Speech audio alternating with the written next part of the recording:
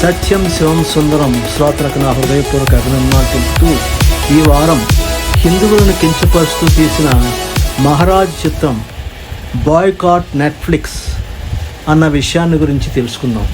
ప్రముఖ దర్శకుడు నిర్మాత అయిన అమీర్ ఖాన్ కొడుకుతో తీసిన మహారాజ్ అనే చిత్రం జూన్ 14వ తేదీన నెట్ఫ్లిక్స్లో విడుదల కావలసింది. కానీ కొన్ని హిందువుల సంఘాలు అభ్యంతరం తెలుపుతూ గుజరాత్ హైకోర్టును ఆశ్రయించారు.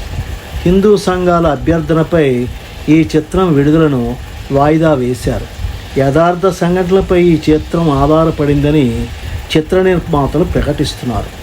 గుజరాత్లో హిందూ మతానికి సంబంధించిన స్వామిపై లైంగిక ఆరోపణలు పెడుతూ ఒక జర్నలిస్టు ఒక కథనాన్ని ప్రచురిస్తాడు.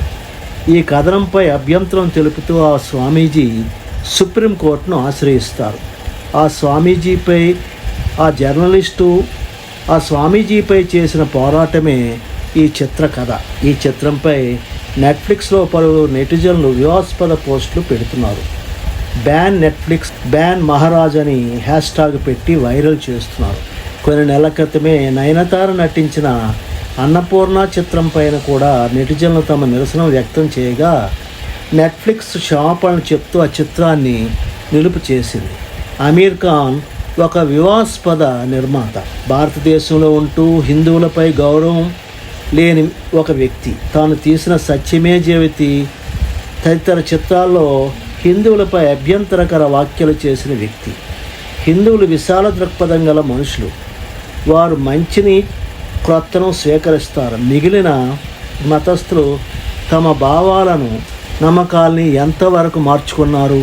తన కొడుకును మొట్టమొదటిసారిగా పరిచయం చేస్తూ ఎందుకు ఈ చిత్రాన్ని తీశారో అర్థం కావడం లేదు. ఏదో దురుద్దేశంతోనే అమీర్ ఖాన్ ఈ చిత్రాన్ని బహిరంగంగా థియేటర్లో విడుదల చేయకుండా ఓటీటీ ప్లాట్ఫామ్ అయినటువంటి నెట్ఫ్లిక్స్లో విడుదల చేశారని అంటున్నారు. కమర్షియల్ అంటే వ్యాపారాత్మకంగా నడిచే నెట్ఫ్లిక్స్ లాంటి సంస్థల వివాదాలకు దూరంగానే ఉంటాయి. బహుశా వారి చిత్రాన్ని విడుదల చేయకపోవచ్చేమో. ఈ చిత్ర కథకి వస్తే అది 100 సంవత్సరాల క్రితం కాలం నాటి కథ. బ్రిటిష్ వారు భారతదేశాన్ని ఏలుతున్న కాలం. కర్సన్ దాస్ మూల్జీ కపోల్ అనే సామాజిక వర్గంలో 1932లో పుడతారు. ఈ కపోల్ వర్గం వారు వ్యాపారాలు చేసుకునే ఒక ఉన్నత వర్గం వారు. కర్సన్ దాస్ చిన్నతనం నుంచి సామాజిక అసమానతలు, అణిచివేతపై పోరాటం చేసేవాడు. ఈయన ముంబైలో ఎలిఫిన్స్టన్ కాలేజీలో చదువుతున్న రోజుల్లో అప్పట్లో స్వాతంత్ర సమరయోధుడైన దాదాబాయి నౌరోజీకి ప్రియమైన శిష్యుడిగా ఉండేవాడు.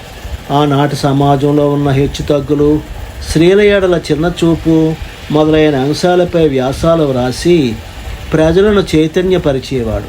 ఆనాటి సమాజంలో విధవలపై ఉన్న చిన్నచూపు పోగొట్టాలనే ఉద్దేశంతో విధవా వివాహాలపై వ్రాసిన పత్రికా వ్యాసాలను ఆయన మేనత్త చూసి అతన్ని ఇంటి నుంచి గెంటివేసింది. ఆనాటి స్త్రీలకు ఇలాంటి అభ్యుదయ భావాలు అసలే నచ్చేవి కావు. కానీ కర్సన్ దాస్ ఎక్కడా తగ్గకుండా తన అభ్యుదయ భావాలతో ఆనాడు సమాజాన్ని, ముఖ్యంగా స్త్రీలకు అవగాహన కల్పించాలనే ఉద్దేశంతో పత్రికల్లో వ్యాసాలు, ఉపన్యాసాలు ఇచ్చేవారు. ప్రశ్నిస్తే కానీ నిజాలు బయటపడవని నమ్మేవాడు. ఆయన ఆ రోజుల్లో గుజరాతీ భాషలో సత్యప్రకాష్ అనే పత్రికను కూడా నడిపేవాడు.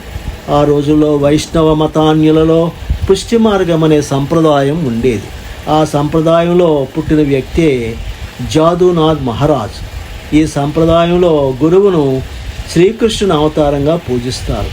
గుజరాత్లో గురువులను మహారాజ్ అని సంబోధిస్తారు. మహారాజ్ అంటే స్వామి, పండితుడు, అర్చకుడు, సన్యాసి అనే అర్థం వస్తుంది.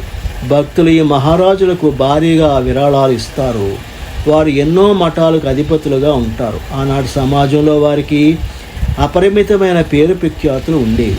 వారి పేరుతో కొందరు మహారాజులు చాలా దుర్మార్గాలు కూడా చేసేవారు. భక్తులకు వారి భార్యను కూడా గురువుకు అర్పిస్తే దేవునికి సేవ చేసినట్లే అవుతుందని నమ్మబలికేవారు. కర్సన్ దాస్ దృష్టి ఈ మహారాజ్ చేస్తున్న దుర్మార్గాలపై పడింది. ముఖ్యంగా జాదూనాథ్ మహారాజ్పై. జాదూనాథ్ చేస్తున్న అవినీతి, అక్రమ సంపాదన, మహిళలపై అక్రమ వేధింపులపై కర్సన్ దాస్ దృష్టిపడి జాదునాథ్ ఆగడాలను ప్రశ్నించడం మొదలుపెట్టాడు. ఇలా వివాదం కోర్టు దాకా వెళ్ళింది. సాక్షులను సంపాదించడానికి మహారాజును యొక్క దాడులు ఎదుర్కోవడానికి కర్సన్ దాస్ చాలా కష్టపడవలసి జాదునాథ్ మహారాజ్ కర్సన్ దాస్పై పరువు నష్టం దావా 50,000 నష్టపరిహారానికై దావా వేశాడు. కానీ ఈ కర్సన్ దాస్ సత్యం కోసం అహర్నిశలో తప్పించే వ్యక్తి. మహారాజ్ చేసిన అవినీతిని సాక్ష్యాధారాలతో సహా నిరూపిస్తాడు. కోర్టు మహారాజును దోషిగా నిర్ణయించి శిక్ష కూడా వేస్తుంది. ఈ చిత్రంలో కర్సన్ దాస్గా జునైద్ ఖాన్, జాదునాథ్ పాత్రలో అందరికీ పండితులుగా కనిపిస్తూ తన నికృష్ట చేష్టలతో స్త్రీలను లొంగదీసుకునే పాత్రలో జైదీప్ స్లావట్ కనిపిస్తాడు. వీరిద్దరి మధ్య జరిగే సంభాషణలు, సంఘటనలు, కోర్టు సీన్లే ఈ చిత్రకథకు మూలం. కర్సన్ దాస్ మహారాజ్ చేసిన అకృత్యాలను సాక్ష్యాధారాలతో ప్రవేశపెట్టడం చాలా ఆసక్తికరంగా ఉంటుంది. కర్సన్ దాస్ వైపు 31 మంది, మహారాజు వైపు 33 సాక్ష్యాలు. కర్సన్ దాస్ వైపు 31 మంది, మహారాజు వైపు 33 సాక్షులు ఉంటారు. మహారాజ్ తానే నెగ్గుతానని అనుకుంటాడు. కానీ కొందరు స్త్రీలు తమని మహారాజ్ ఏ విధంగా లైంగికంగా వేధించాడో కోర్టుకు చెబుతారు. అదేవిధంగా మహారాజుకు వైద్యం చేసిన డాక్టరు మహారాజుకు సిఫిలిస్ ఉందని సాక్ష్యం ఇస్తాడు. కోర్టు జాదునాథ్ మహారాజును దోషిగా తీరుస్తుంది. కర్సన్ దాస్ కృషికి మెచ్చి కోర్టు వారు 11,500 రూపాయలను బహుమానంగా ఇస్తారు. ఈ కేసుకు కర్సన్ దాస్ 14,000 రూపాయలు ఖర్చు చేశాడట. ఆ ఖర్చు మొత్తం కూడా కర్సన్ దాస్కి ఇప్పించడం జరుగుతుంది.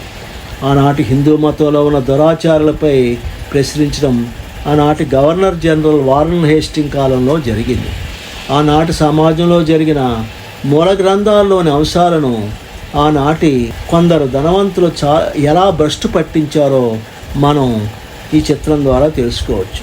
గుజరాత్ ముఖ్యమంత్రిగా పనిచేసిన నరేంద్ర మోడీ గారు 2010లో కర్సన్ దాస్ను ఆయన చేసిన సాంఘిక సంస్కరణను కొనియాడుతూ స్త్రీల హక్కులు, సాంఘిక అసమానతలపై, దేశ స్వాతంత్రానికి సత్యమే ఆయుధంగా చేసుకొని పోరాడిన ఒక పాత్రికేయుడని కర్సన్ దాస్ను పొగిడారు. సత్యాన్ని పలకడంలో ఏ తప్పు లేదు, ఎప్పటికైనా సత్యమే జయిస్తుందని ఆయన అన్నారు. ఈ ఇతివృత్తంతో చేసిన ఈ చిత్రం ఇప్పుడు వివాదంలో చిక్కుకుంది. మరి ఈ వివాదం నుండి ఈ చిత్రం బయటపడుతుందా లేదా ఈ చిత్రం పబ్లిసిటీకి ఉపయోగపడుతుందా అనేది చూడాలి. ఈ వీడియో మీకు నచ్చితే సబ్స్క్రైబ్ చేయండి, షేర్ చేయండి, కామెంట్ చేయండి. జై హింద్.